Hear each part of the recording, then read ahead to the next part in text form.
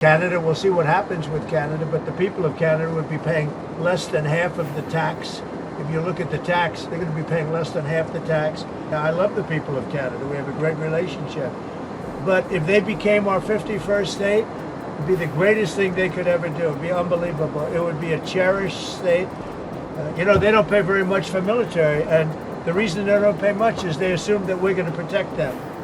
That's not an assumption they can make, because why are we protecting another country? Did you know that Trump's tariffs are costing the average American family an extra $2,600 a year? That's right, folks. While Trump's selling overpriced Bibles, MAGA supporters are struggling to buy bread. Stick around to find out how Trump's America First agenda turned into Trump's wallet first. We'll break down the numbers and show you why some diehard supporters are starting to feel like they've been sold a lemon, a very expensive lemon. But I went on the border and I went on groceries. It's a very simple word, groceries. Like almost, who uses the word? Over a short period of time.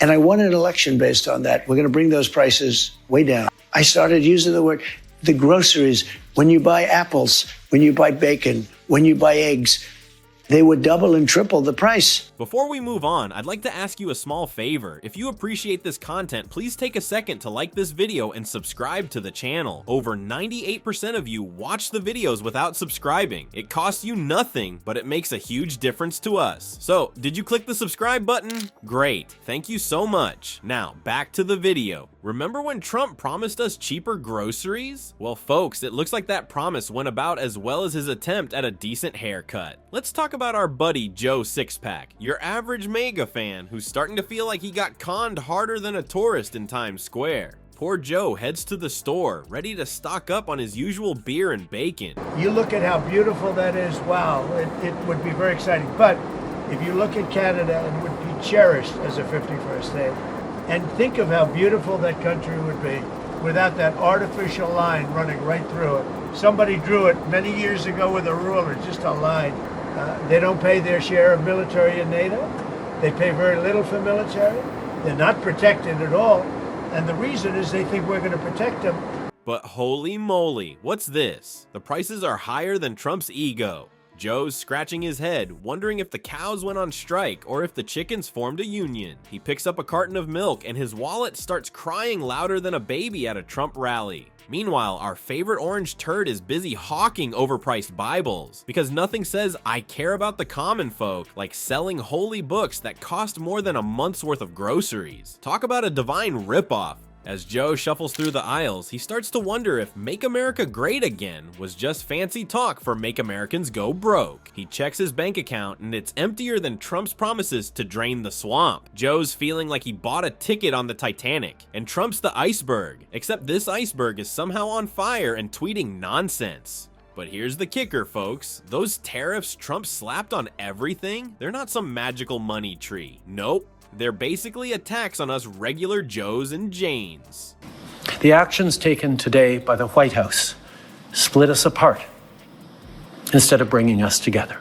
And we have a tremendous deficit with the European Union, so we'll be doing something very substantial with the European Union. We're going to bring the level up to where it should be. Tonight, I am announcing Canada will be responding to the U.S. trade action with 25% tariffs against $155 billion. As one smarty pants economist put it, it's not a tax on foreign government, it's a tax on us, the people. Well, ain't that a kick in the MAGA hat? And it gets better, or worse, depending on how much you like your wallet. Thanks to Donnie Diapers and his brilliant ideas, Joe's paying an extra $2,600 a year for groceries. That's a lot of red hats he can't afford anymore. Maybe he can start a new fashion trend with "Make my wallet great again" written in ketchup on a plain white tee. But wait, there's more. Our neighbors up north in Canada aren't too happy with Grumpy Trumpy's tariff tantrum. They've slapped some tariffs right back on us, and guess who's getting hit the hardest? Yep, those good old Republican states. It's like Trump aimed for China, but managed to punch his own supporters in the face. Well, folks, while Joe Sixpack's busy pinching pennies at the grocery store, our favorite orange turd is living large. Turns out being an ex-president is pretty sweet when you've got a golden toilet and a bunch of gullible supporters. Remember when Trump promised to drain the swamp? Yeah, that worked out about as well as his attempt at selling steaks. Instead of draining it, he's turned it into a luxury resort for his billionaire buddies. It's like he's hosting a never-ending pool party, but the only people invited are the ones who can afford solid gold floaties. Now, you might be thinking, but wait, didn't Trump say he was gonna make us all rich? Well, he certainly made someone rich himself. While Joe's trying to figure out how to stretch a dollar, Trump's busy stretching his bank account. He's selling everything from Bibles to burgers, and his supporters are eating it up faster than a Mar-a-Lago chocolate cake. So Trump has officially slapped a 25% tariff on both Canadian and Mexican goods and a 10% tariff on Chinese imports, claiming that this is gonna protect American jobs. Now, Trump is making the exact same mistake.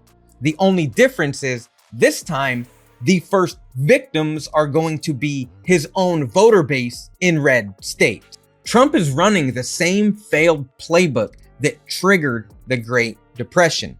In the 1930s, the Smoot-Hawley Tariff Act was supposed to protect American jobs. And a big reason MAGA is regretting their vote is we have officially entered the Trump Trade War 2.0. But here's the kicker. Trump's personal wealth has shot up since he left office. It's like he's got a magic wand that turns Make America Great Again hats into cold hard cash. Meanwhile, Joe Sixpack can't even afford a kiddie pool to cool off in this economic heat wave. It's a classic case of do as I say, not as I do. Trump's out there telling his supporters to tighten their belts and buy more expensive groceries for the good of the country. But while they're clipping coupons and buying generic brands, he's clipping bonds and buying more golf courses. Talk about a hole-in-one, right through the wallets of hardworking Americans. And get this, some of Trump's loyal followers are actually buying into the idea that spending more on groceries is somehow patriotic. It's like they think waving a flag at the checkout counter will make those sky-high prices disappear. Spoiler alert, it won't. So while Joe's trying to figure out how to make ends meet, Trump's busy making sure his ends are meeting in the Cayman Islands. It's like Robin Hood in reverse. Steal from the poor, give to the guy with the comb over, and spray tan. Well, folks, it looks like the MAGA train has derailed right into Brokeville Station. Our pal Joe Sixpack's wallet is feeling lighter than Trump's toupee in a hurricane. But hey, don't just take my word for it. Why not become your own economic detective? It's time to put on your thinking caps and do some fact checking. You know what they say, knowledge is power, and in this case, it might just save you from buying snake oil at caviar prices. Maybe instead of Make America Great Again, we should be pushing for Make Americans Financially Savvy Again. It doesn't roll off the tongue as nicely, but at least it won't empty your bank account. So next time you're at the grocery store staring at those sky-high prices, remember, you've got the power to hold the big cheeses accountable. Who knows? With a little economic literacy, we might just be able to turn this financial frown upside down. And wouldn't that be a plot twist worthy of a reality TV show?